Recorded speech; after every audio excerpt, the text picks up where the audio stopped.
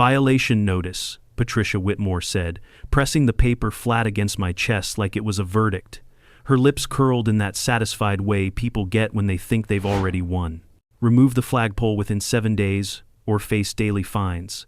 Behind her, the late summer sun caught the steel pole, making it shine like a blade driven into the heart of my yard. I didn't flinch. 7 days? I asked, my voice calm, but my hand stayed against the cool paper she'd shoved at me. "Funny, I helped write the very codes you're trying to twist." Her eyebrows jumped, just a flicker, and for the first time that smug certainty cracked. If you've ever felt that surge of power when standing up to bullies, hit subscribe now. This showdown is about to become a masterclass in fighting back. I slid the notice back into her hands, slow, deliberate. Name's Daniel Cross, civil engineer, 20 years designing and reviewing structures for this city. You think a 6-inch steel-set pole with a 10-foot clearance is your jurisdiction? You're standing on county-approved ground. My voice stayed steady, but the edge was unmistakable. She tried to mask it, but I saw the doubt creep across her face. That pole wasn't just metal and concrete. It was the last thing my son and I built together before his deployment. He'd measured with me, leveled with me, even cracked a joke about my stubborn precision. A week later, he shipped out overseas. I stood in this same yard, watching him drive away, the flag catching the evening breeze. He told me, "Dad, let it fly until I get back." Those words were branded into me deeper than any ordinance Patricia could wave around. The pole carried more than a flag. It carried memory, duty, and the weight of a promise. Every time I looked at it, I heard his voice. Every time the flag snapped in the wind, it reminded me of sacrifice, his, mine, and the bond between us that no neighborhood rule could erase. Patricia cleared her throat, shifting on her heels. She tried to reclaim ground with her usual icy tone. "Rules are rules, Mr. Cross. Community standards matter more than personal attachments." Her pause before personal attachments was the slip. She knew what it meant, even if she pretended she didn't care. I took one step closer, lowering my voice so only she could hear. "Be careful what you challenge. You're not just pushing paper, you're tearing at a legacy that doesn't belong to you." Neighbors' doors cracked open down the cul-de-sac. Curious eyes peeked out. Maple Creek Estates wasn't the kind of place where people ignored spectacle. Patricia saw the attention and straightened her blazer, plastering her authority mask back on. "Expect further notices," she snapped, pivoting on her heel. But her retreat was faster than her arrival. The notice flapped in her hand like it couldn't wait to escape. I stood there, eyes locked on the flag rippling above me. The air felt heavier, charged. I knew this was the beginning. Not of a petty squabble over aesthetics, but of a war where memory, law, and power would collide. "Where are you watching from?" Because Patricia Whitmore just made the worst mistake of her career. She thought I was just another homeowner with too much pride in a piece of fabric. What she didn't see was that I had the knowledge, the patience, and the iron resolve of a man who'd built bridges, towers, and lives on codes she could never bend. And now she'd declared herself my enemy. Drop a like if you've ever wanted to stand up to unreasonable rules like this. And subscribe to see how this strategy plays out. This wasn't just about fines or bylaws. This was about a promise I'd die before breaking. And I could already feel the storm building, a storm Patricia had no idea was about to crash down on her pristine little kingdom. The next time I saw Patricia wasn't on my front lawn, it was in the Maple Creek Estates clubhouse. The HOA called it an information session, but anyone who'd been here longer than a year knew better. These gatherings were where Patricia flexed her power, dressed up in procedure and fine print. The place smelled faintly of lemon polish and coffee, though the air was thick with unease. Folding chairs lined the carpet, and a dozen neighbors sat scattered, eyes darting to the sign-in table, where Patricia presided like a judge without a robe. She spoke in clipped sentences, her voice carrying across the room with the sharpness of someone who never questioned her own authority. "Several properties are now under review for non-compliance. These violations impact our property values, and as your board, we have a duty to protect your investments." She tapped a folder for emphasis. "We expect swift correction." I sat in the back, arms folded, letting her words settle. She didn't mention names, but the glances that ricocheted through the room told me everyone knew whose yard was at the top of her list. My flagpole had become neighborhood gossip overnight. Some whispered support, others shifted uncomfortably, terrified of being next. Patricia lifted another sheet from her folder. One resident has constructed unauthorized lawn ornaments. Another has installed exterior lighting that does not conform to community standards. Both will be fined daily until resolved. The couple sitting 2 rows ahead exchanged nervous looks. I recognized them, new homeowners, young parents with a toddler. Their ornament was a wooden playhouse barely taller than the shrubs. Patricia's voice carried no sympathy, only the assurance of punishment. This wasn't about rules, it was about control. Patricia wielded the bylaws like a weapon, bending interpretation to her will. And in this room, fear kept her throne solid. I leaned forward, my chair creaking. "What section covers playhouses?" I asked. Voice steady but loud enough to cut the tension. Patricia froze for half a beat before forcing a smile. Section 14, subsection C, defines acceptable yard structures. This is clear. Funny, I interrupted. Section 14 doesn't exist in the county filed bylaws. I reviewed them last month. I watched her jaw tighten. It wasn't a full strike, but it was enough to draw blood. A murmur rippled through the crowd. People glanced at each other, doubt seeping into faces that had been tense with resignation minutes earlier. Patricia's mask didn't crack this time, but her silence spoke louder than her words. She pivoted quickly, shifting to landscaping violations, as if the moment hadn't happened. I knew then this wasn't just my battle. She'd been stacking fines against anyone she could, tightening her grip on families too tired or too scared to resist. My flagpole wasn't just a personal stand, it was a spark. If I pushed hard enough, that spark could spread. After the meeting adjourned, I lingered by the doorway. Neighbors shuffled out quietly, some avoiding my eyes, others nodding faintly in unspoken thanks. The young father from the Playhouse family stopped short near me. He looked like he wanted to say something, but fear held his words. His wife tugged his arm, and they hurried out. Not everyone was ready to fight. Not yet. Patricia brushed past me on her way out, folder clutched tight against her chest. Her perfume trailed like a warning. "Don't test me, Mr. Cross," she muttered low, her voice stripped of its public performance. "You'll regret it." I let her words hang in the air, the kind of threat meant to rattle a man into submission. But instead, they settled into something different inside me. Not fear, resolve. The battle lines had been drawn, not just around my yard, but across the entire neighborhood. Every unjust fine, every manipulated rule, every family forced into silence, it all piled onto Patricia's ledger. And ledger or not, I knew one truth she couldn't erase. The law she waved around like a hammer wasn't hers to command. It had limits, and I was going to find every single one of them. I thought I'd left Patricia's shadow behind at the clubhouse, but she followed me in the form of paperwork. By Monday morning, my office desk was buried under municipal review forms, code drafts, and an unopened envelope marked from the HOA. I didn't touch it. I didn't need another one of Patricia's poison-tipped letters to know the war was escalating. I was halfway through a bridge inspection report when I noticed a figure lingering near the door to my cubicle. Mark Delaney, HOA treasurer. I knew him only in passing, quiet, meticulous, the kind of man who balanced spreadsheets like they were sacred scripture. He'd never sought me out before. Now he stood awkwardly in the doorway, one hand gripping the strap of his worn leather satchel, the other rubbing the back of his neck as though he was bracing for a blow. "Daniel," he said, voice low. "Got a minute?" I gestured to the chair across from me. He didn't sit. Instead, he glanced down the hall, then stepped inside and shut the door with a deliberate softness. His shoulders hunched, as though even the click of the latch betrayed him. He leaned forward, palms flat on the desk, but his eyes avoided mine. "Patricia's making enemies," he muttered. "More than she realizes." His fingers tapped nervously against the edge of a blueprint. "But if I speak up, it'll be my head on the chopping block." His body said more than his words. The way his knee bounced. The way sweat darkened the collar of his shirt, even in the cool office air. The man was torn clean in two, duty to the board on one side, conscience on the other. I pushed the unopened envelope aside and fixed him with a steady look. "You came here for a reason, so say it." Mark swallowed, Adam's apple bobbing hard. "The bylaws. Patricia's been quoting from drafts, not the ones on record with the county. She's been passing off revisions that were never properly filed." His voice cracked at the last word, as if admitting it out loud sealed his betrayal. There it was, the crack in Patricia's armor I'd been waiting for. But Mark's shifting posture told me he wasn't ready to stand in the light. His hand tugged at his tie, loosening it like it was choking him. "Why tell me?" I asked.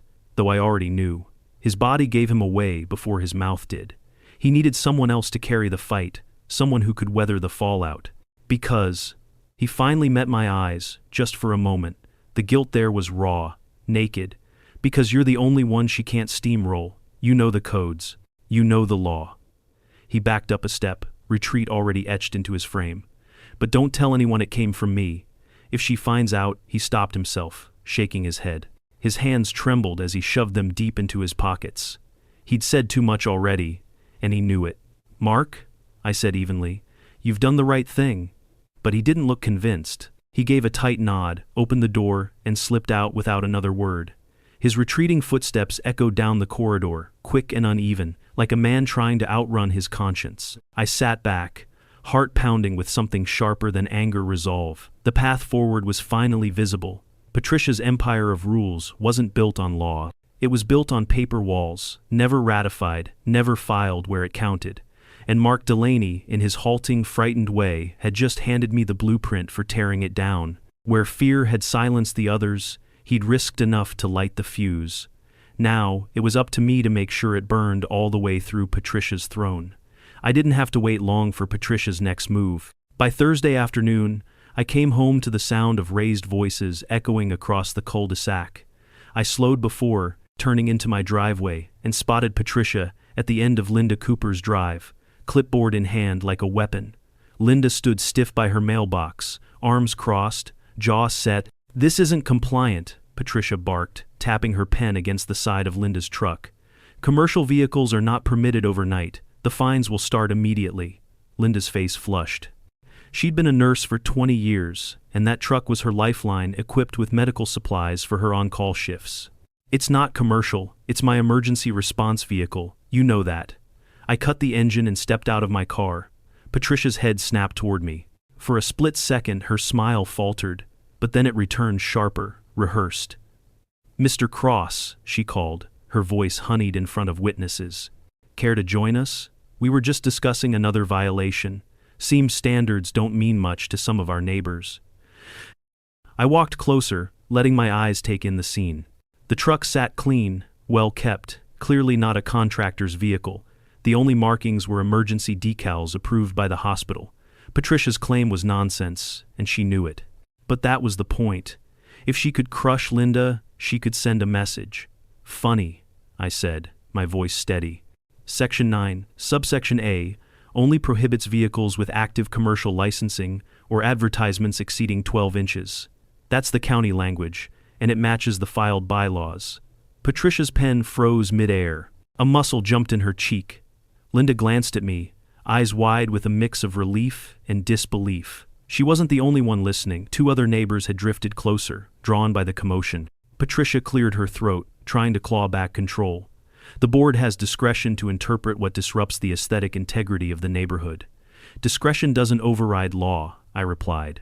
"And unless you've filed an amendment with the Plaid County, your interpretation is just paper." A hush rippled through the small crowd. Patricia shifted her stance, heels digging into the concrete like she could anchor herself there. Patricia snapped her clipboard shut. "This discussion is over," she said coldly, her voice dropping enough for me alone to hear the venom. "Keep interfering, and you'll regret it."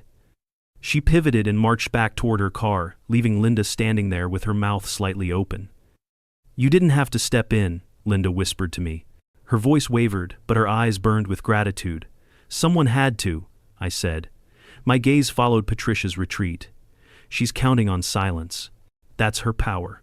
The truth was, watching Patricia twist rules in real time solidified what Mark had confessed. She wasn't just bending regulations, she was manufacturing authority from thin air, weaponizing fear while hiding behind a veneer of procedure. Neighbors lingered a moment longer before retreating into their houses. Curtains shifted, whispers buzzed like static. Patricia thought she'd shamed Linda, but what she didn't see was the doubt she'd just sown into her own ranks. Every heavy-handed strike left a scar, and scars had a way of telling stories long after the wound. I walked back to my yard. The flag caught the afternoon breeze, snapping hard against the pole. It was more than cloth, it was a reminder of promises kept, even when challenged. And standing there, watching Patricia retreat into her car, I knew I was just getting started. The battle was no longer about one flagpole. It was about exposing a system that thrived on fear. And I just witnessed enough to know exactly how deep her overreach ran. The county records office smelled of dust and toner, the kind of air that clung to your lungs. I'd spent half my career in places like this, corridors of filing cabinets, digital archives, clerks tapping keyboards with the patience of saints. It wasn't glamorous, but it was where truth lived. Patricia thought she could twist rules without consequence. What she didn't count on was that I'd spent 2 decades reading blueprints and ordinances like scripture. I signed in, at the counter, the clerk barely looking up before waving me toward a row of terminals. The glow of the monitor flickered to life as I typed in Maple Creek Estates. It felt strange seeing the neighborhood reduced to case numbers and legal filings, but that was the skeleton beneath the painted skin. The bylaws appeared first 43 pages, stamped and filed 8 years ago. I scrolled through line by line, my eyes locking on every section Patricia had wielded like a weapon. Landscaping, vehicle storage, architectural approvals, all here. But nothing on freestanding flagpoles. Not a word. My pulse quickened. I pulled up a second file, the amendments. These were the ones Patricia loved to quote in meetings, the ones she used to fine Linda, the ones she waved like gospel. Except here in the county's official ledger, the amendments ended 2 years back. No revisions beyond that. Patricia's new rules weren't here. They'd never been recorded. I leaned closer to the screen, jaw tightening. To anyone else, it might have looked like a clerical oversight. But I knew better. An unfiled amendment had no teeth. Without county registration, it was just ink on paper, nothing more than Patricia's bluff wrapped in the illusion of law. I scribbled notes on a yellow pad, each line tightening the noose around her strategy. Dates, signatures, filing numbers. My hand moved fast, fueled by the realization that I'd just found the weak seam in her armor. A man 2 terminals over glanced at me, probably wondering why I was scribbling like a madman, but I barely noticed. My world had narrowed to 2 truths. Patricia was overreaching, and I finally had proof. Still, I needed to be sure. I pulled up county correspondence logs, tracing back every HOA submission. Most were routine annual budgets, board election notices. But when I hit last year, the trail went cold. No record of new covenants, no sign of Patricia's so-called updated guidelines. She wasn't just bending the law, she was acting outside it altogether. I sat back in the hard plastic chair, heart pounding. For the first time since this fight began, I felt the weight shift. She wasn't invincible, she was sloppy. And sloppiness left cracks wide enough for a man like me to break through. I gathered the printouts and tucked them into a manila folder. As I walked out, the late afternoon sun hit my face, warm and steady. I breathed deep, the air sharp with possibility. Patricia thought she'd buried me under fines and threats, but she hadn't counted on me turning the county against her. Back in the parking lot, I paused by my truck. The courthouse flag rippled against the sky, snapping in the wind. It mirrored the one standing proud in my yard miles away, the one Patricia was desperate to erase. Only now I knew something she didn't. I wasn't fighting alone. The law itself was on my side, and soon the whole neighborhood would see it. This wasn't the end. It was the beginning of her unraveling, and I just pulled the first thread. The Maple Diner sat on the corner of Main Street, a small-town staple with cracked vinyl booths and the smell of frying bacon that never seemed to fade.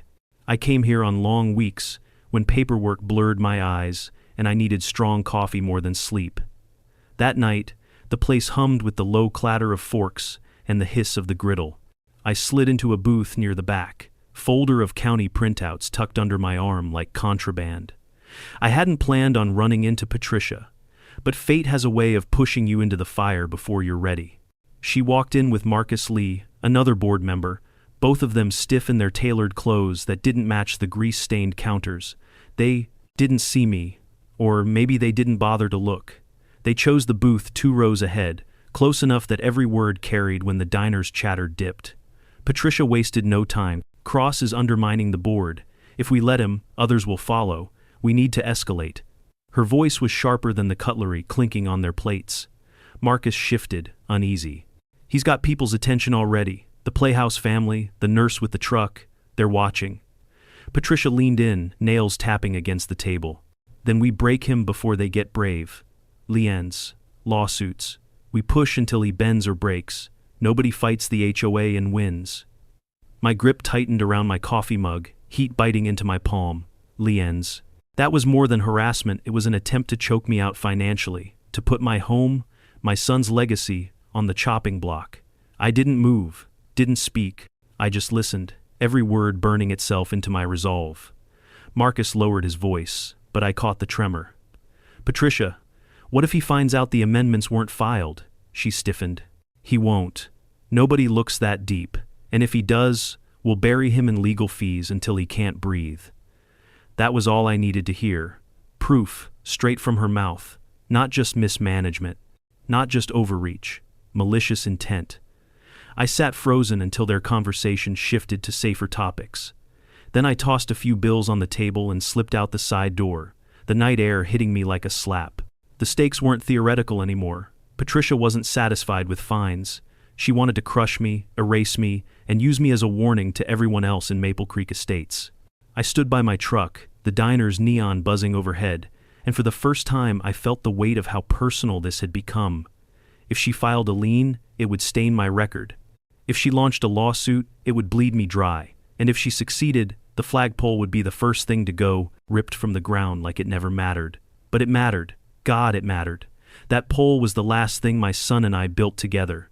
His hands had steadied mine when we tightened the bolts. His voice had carried across the yard, promising, "We'll make it perfect, Dad." I closed my eyes and let the memory anchor me. Patricia thought she could erase more than steel and fabric. She thought she could erase memory, love, duty. She was wrong. That night, standing in the glow of the diner sign, I made a promise as unshakable as the one I'd made when my son deployed. I wasn't just going to resist Patricia's fines. I wasn't just going to defend my yard. I was going to dismantle the throne she'd built on lies, brick by brick, until everyone in Maple Creek Estates saw her for what she was. And this time, there was no turning back. Mark Delaney's house sat 2 streets over, a brick ranch with trimmed hedges and a porch light that flickered like it had been ignored too long. He called me that evening, voice low, asking if I could stop by. I could hear the strain in every syllable, like he'd wrestled with the decision until the weight of silence finally broke him. When I knocked, the door opened just wide enough for me to see his pale face. He ushered me in quickly, glancing over his shoulder as if the cul-de-sac itself had ears. Inside, the living room smelled faintly of old coffee, and paper stacks of files were spread across the dining table, neat but overwhelming. Mark paced before I even sat down. His hands trembled as he shoved them into his pockets, then pulled them out again, restless. His shirt clung to his back in sweat despite the hum of the air conditioner. "I can't keep watching this," he said, finally meeting my eyes. His voice cracked, but his stare held. "Patricia, she's gone too far, and if you don't stop her, nobody will." I pulled out a chair and leaned forward. "Then tell me what you know." He hesitated, rubbing. His temple, like the words themselves, might hurt. Then he dropped into the chair across from me and spread out the papers. Board minutes, drafted amendments, copies of notices before they were ever mailed. "She's been fabricating authority," Mark said, tapping one sheet. "Half these amendments were never voted on. Some were written after the fact, just so she could cite them when she needed leverage. The board didn't sign off. We didn't even see them until after fines were issued." I scanned the documents, my heart thudding. His body language told the rest of the story, the twitch in his jaw, the way his shoulders hunched like he was bracing for a blow. He was terrified, but he was here, and that meant something. "Why me?" I asked. "Because you're the only one who won't fold." His hands gripped the table's edge.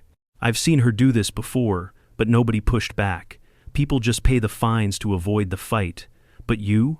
His eyes darted to me, then away again. "You've got the expertise, the backbone. She can't bully you the way she bullies everyone else." He pushed another document toward me, an email chain between Patricia and Marcus. My stomach turned as I read the words, discussions about making an example of me, about pushing liens to discourage dissent. It was all there in black and white. "This is enough to break her," I said. Mark swallowed hard. His fingers tapped a nervous rhythm against the tabletop. "If anyone finds out I gave you this, I'm finished. She'll destroy me, Daniel. You know she will." I closed the folder and looked him square in the eye. "Then nobody will know, not until it's over." For the first time that night, his shoulders sagged in relief, but the tension never fully left his face. He was still a man torn in two, part of him chained to the board, part of him clawing toward the light. As I left, Mark followed me to the porch. The porch light buzzed overhead, and he lingered in its glow like a man afraid of the dark pressing in. "Promise me something," he said quietly. "If you win this, make sure the board can't keep doing it. Not to me, not to anyone." I nodded. "I promise." The flagpole at my house waited just down the road, steady against the night sky. For the first time, I didn't just see it as my fight. Mark's confession had turned it into something larger. Patricia's power wasn't invincible, it was fraudulent. And now I had the evidence to prove it. The city office after hours felt like another world, empty corridors, lights humming overhead, the conference room bathed in the sterile glow of fluorescent bulbs. I spread Mark's documents across the long table, alongside my county printouts. The contrast was striking. Official seals, signatures, filing numbers on one side, Patricia's half-baked amendments on the other, paper against paper, law against illusion. I leaned back, fingers pressed to my temples, and let the pattern surface.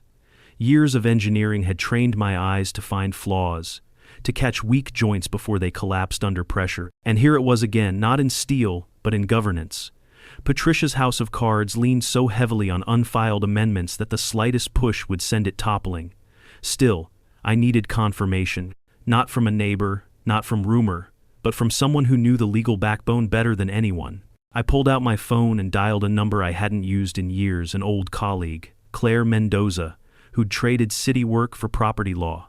She answered on the third ring. "Daniel Cross," she said, her voice warm but edged with curiosity. "Haven't heard from you since the flood inspection case. What's got you calling this late?" I glanced at the pile of papers. "I need clarity, Claire. HOA law, bylaws, amendments, county filings. Specifically, what happens if they never filed amendments with the county?" There was a pause on the line. "Then they don't exist, legally speaking. They can wave them around all they want, but without filing, it's like a building without permits doesn't stand." The weight of those words steadied me. Exactly what I needed. "I've got proof," I said. "Meeting minutes, draft amendments, internal emails. They've been fining residents with rules that aren't even real." Claire exhaled sharply. "That's not just sloppy, that's actionable. If you bring this into the light, they'll fold fast. No HOA wants a court to see fraudulent enforcement. It opens them up to liability, lawsuits, even dissolution." My hand clenched into a fist against the table. Liability. Patricia hadn't just overstepped, she'd put the entire board at risk. "Thanks, Claire," I said. "I'll handle it from here." I hung up and stared at the spread of documents, every page a weapon waiting to be used. This wasn't about arguing over property aesthetics anymore. This was about exposing fraud, and I was building the foundation for it brick by brick. I gathered the papers into organized stacks, labeling them in engineer's shorthand: filed, unfiled, fabricated. Each pile told its own story, a timeline of Patricia's power grab, and for the first time, I saw the outline of my counterplan.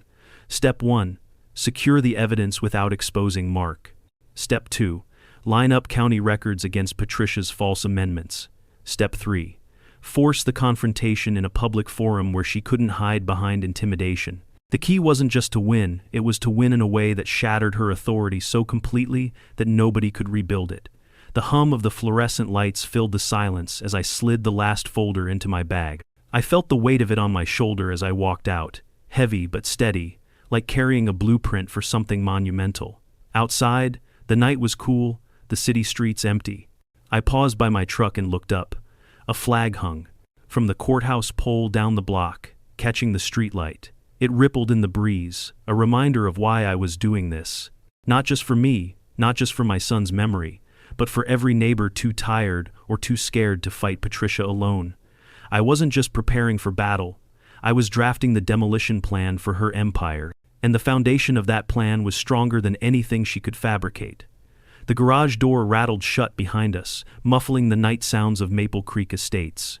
Inside, the space smelled faintly of motor oil and cedar, the kind of place neighbors felt comfortable gathering without drawing attention. I'd chosen Linda Cooper's garage for a reason. Her driveway was tucked at the end of the cul-de-sac, out of sight from Patricia's watchful windows.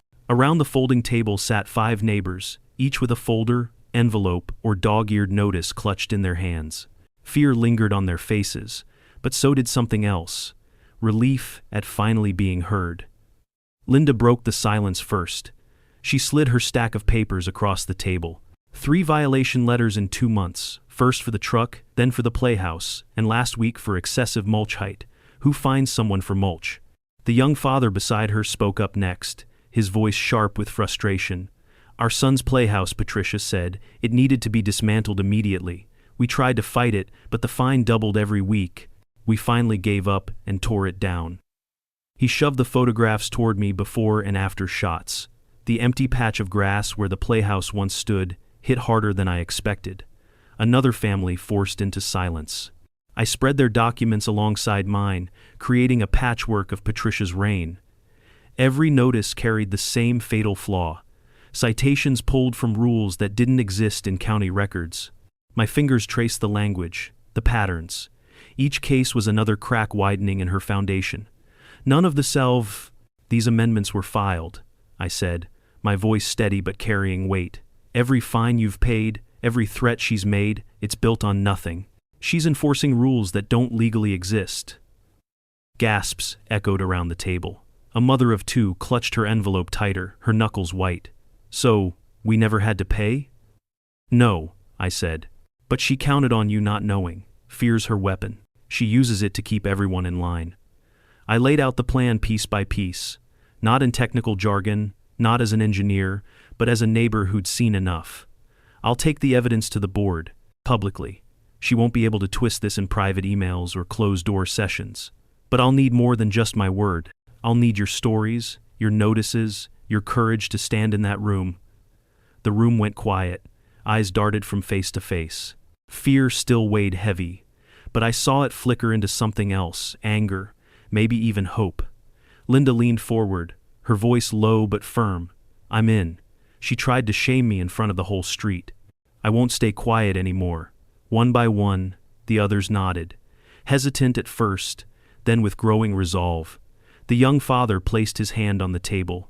If you're standing up there, we'll stand behind you. I gathered their papers into my folder, sliding each into labeled sections. Evidence was only part of the battle. The real weapon would be unity, the sight of neighbors refusing to bow to intimidation. As the night wore on, the garage filled with quiet conversations, plans whispered, stories shared, a bond forming where fear had once ruled. I caught the hum of determination rising, stronger with every nod, every promise. Patricia had ruled through isolation, but that isolation was cracking. When the meeting broke up, I stepped outside into the cool night air. The flagpole stood tall in my yard across the way, illuminated faintly by the porch light. For weeks, it had felt like my solitary stand, a symbol of memory and defiance. Now it was something more. It was a rallying point. Patricia wanted me broken, silenced, erased. But instead, she'd awakened a neighborhood ready to fight. The evidence was organized, the allies were gathered, and the trap was set. The county courthouse always carried a weight to it: marble floors, echoing halls, the faint smell of old paper and polish. This wasn't just where laws lived, it was where they were carved into stone. If I was going to stand in front of Patricia and the board, I needed more than printouts and neighbor testimony. I needed certified proof that couldn't be dismissed, not even by her slickest maneuver. I approached the records counter, folder in hand. The clerk, a middle-aged man with silver glasses perched on his nose, barely glanced up. "Can I help you?" "Yes," I said, sliding the request form across. "I need certified copies of all Maple Creek Estates filings. Original bylaws, amendments, board submissions, everything in the last 10 years. He adjusted his glasses, scanned the paper, then disappeared into the back. The minutes dragged like hours. My pulse thudded steady, each beat echoing in the hollow lobby. Finally, he returned carrying 2 thick binders, their spines stamped with the county seal. "This is everything," he said, dropping them onto the counter. I flipped them open, scanning quickly. Every section number, every recorded vote, every amendment logged and sealed. It was all there, and more importantly, I knew what wasn't. Patricia's so-called flagpole ban, the vehicle aesthetic clause, the ornamental structure restrictions, none of them existed in these records. "Can I get certified copies of these files?" I asked, pointing to the relevant sections. He nodded, slid the binders aside, and began the process. The sound of the notary stamp striking the paper hit like a drum beat. One copy after another, the evidence transformed from data into law. When he handed me the sealed packet, the weight of it settled in my hands like a weapon forged for battle.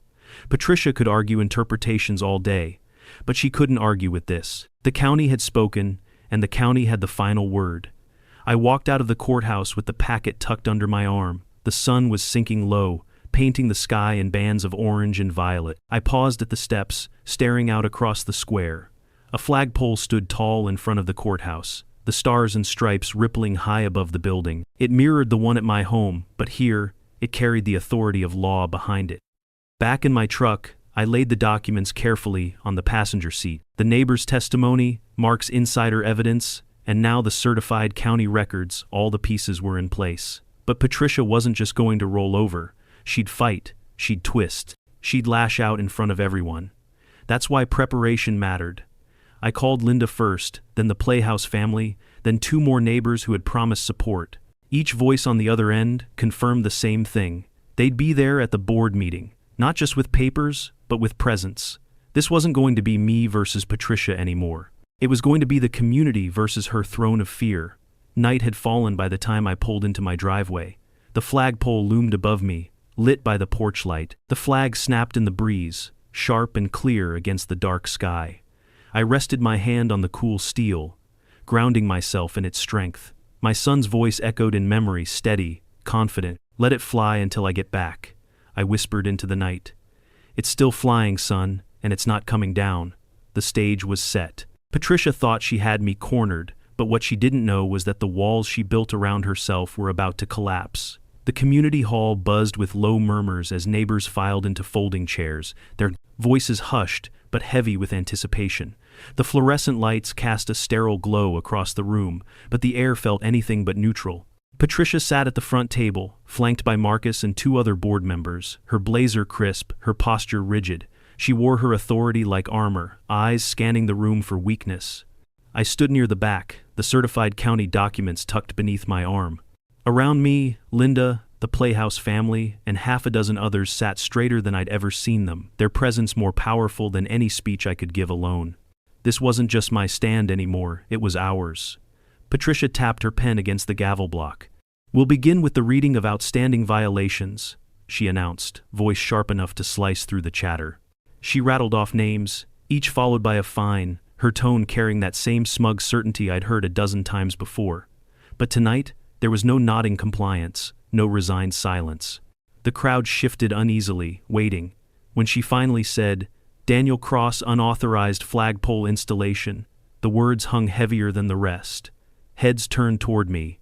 Patricia's lips curved into a thin smile, like she'd been saving me for last. I stepped forward, the echo of my boots on the tile silencing the room. I stopped halfway down the aisle and let the moment stretch before speaking. "Funny thing about violations," I said evenly. "They only exist if the rules backing them are real." A ripple of whispers surged through the chairs. Patricia's smile faltered. "Mr. Cross," she snapped, "you'll have your chance to appeal through the proper channels." "This is the proper channel," I cut in, raising the packet of certified documents. "These are the county-filed bylaws of Maple Creek Estates, certified copies, stamped, sealed, and unaltered." I laid them on the board's table with deliberate weight. "Notice what's missing? Every amendment you've used to find me, to find Linda, to find families across this neighborhood. Not one of them exists in the county record." Gasps echoed through the hall. A man in the 3rd row muttered, "I knew it," loud enough to carry. Patricia's face flushed crimson. She shuffled the papers but found no lifeline inside. "The board has discretion. Not above the law," I said, my voice rising. "You've fabricated authority. You've threatened liens and lawsuits over rules that were never filed, never ratified, never legally binding. That's fraud." The room erupted in murmurs, louder this time. Neighbors leaned forward, eyes locked on the documents. The Playhouse father stood, holding his own notice. "She find us under rules that don't exist?" His voice cracked with both anger and relief. Patricia slammed the gavel, desperate to regain control. "Order! These accusations are baseless." Mark Delaney rose slowly from his seat at the board table. His hands trembled, but his voice carried steady enough. They're not baseless. I've seen the drafts. I've seen the notices before they were mailed. Daniel's telling the truth. The silence that followed was deafening. Patricia's eyes darted toward Mark, betrayal etched into every line of her face. He didn't flinch. He simply sat back down, shoulders heavy but unbroken.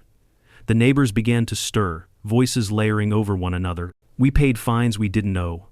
She threatened us for nothing. This has to stop. I stepped closer to the front table, locking eyes with Patricia. You tried to bury us in fear. But fear doesn't change the law. And now everyone here knows it. The board members shifted uncomfortably. Marcus stared at his folded hands, avoiding Patricia's glare. For the first time, Patricia had no words. Her silence was louder than any denial. The meeting dissolved into chaos, neighbors demanding refunds, shouting for accountability, some even calling for Patricia's resignation. The control she'd clung to so tightly slipped through her fingers in real time, unraveling under the weight of truth. I stood quietly, watching the tide turn. The flagpole wasn't just standing in my yard anymore, it was standing in this room, unshakable, undeniable, and untouchable. The meeting hall emptied slowly, voices still buzzing as neighbors clustered in small groups, clutching their violation notices like evidence of survival. The air carried a charge I hadn't felt before in Maple Creek Estate's liberation. People who'd been silent for months, maybe years, were finally speaking without fear. Patricia, red-faced and cornered, had retreated behind the board table, her authority crumbling with every demand for accountability. I stepped outside into the cool night. The sky stretched wide and black above the cul-de-sac, stars scattered like sparks across velvet. From here, my yard wasn't far. The flagpole rose above the rooftops, lit faintly by the porch light, steady against the dark. Linda walked up beside me, her arms folded tight across her chest. "I don't think she's coming back from that," she said, her voice a mix of relief and disbelief. "She can't," I replied. "Not after tonight. The board knows it. The neighborhood knows it. The county knows it." Behind us, more neighbors spilled into the lot, their voices confident, their steps lighter. The young father clutched his wife's hand, his eyes meeting mine with a nod that said more than words. I'd carried this fight alone at first, but now, it belonged to everyone. Mark emerged last. He lingered near the doorway, shoulders slumped but face resolute. When his eyes met mine, I gave him a nod. He'd risked everything to break the silence. For a man like him, that was victory enough. We didn't speak. We didn't need to. I walked home slowly, each step grounding me in what we'd accomplished. Patricia had threatened fines, liens, lawsuits, everything she could invent to strip us of dignity, but none of it held up against truth. The legal foundation she stood on was nothing more than paper walls, and when those walls collapsed, the neighborhood stood taller. At my driveway, I stopped by the flagpole. The steel was cool beneath my palm, the rope clinking softly against the shaft as the wind shifted. The flag above me rippled strong, alive, unbroken. I remembered the last day my son stood here, boots planted on this same patch of grass. His grin as he tugged the halyard rope, his words echoing like a promise. "Let it fly until I get back." It was still flying, and tonight proved it always would. Neighbors' porch lights flickered on one by one, glowing like beacons down the street. For once, they didn't feel like watchful eyes under Patricia's thumb, they felt like allies, united by what we'd just torn down together. Patricia would fight to save face. Maybe she'd try to cling to her seat. Maybe she'd vanish before the next election. But the damage was done. Her power was broken. And in its place, something stronger had taken root: community. The flagpole wasn't just mine anymore. It belonged to Maple Creek Estates, a symbol of resistance against fear, a reminder that authority without law is nothing but noise. I took a long breath and whispered to the night sky, "We did it, son." The rope tapped softly against the pole, like an answer. If you want more stories of homeowners standing up to HOA tyranny, hit subscribe right now, share your story in the comments, and let me know where you're watching from.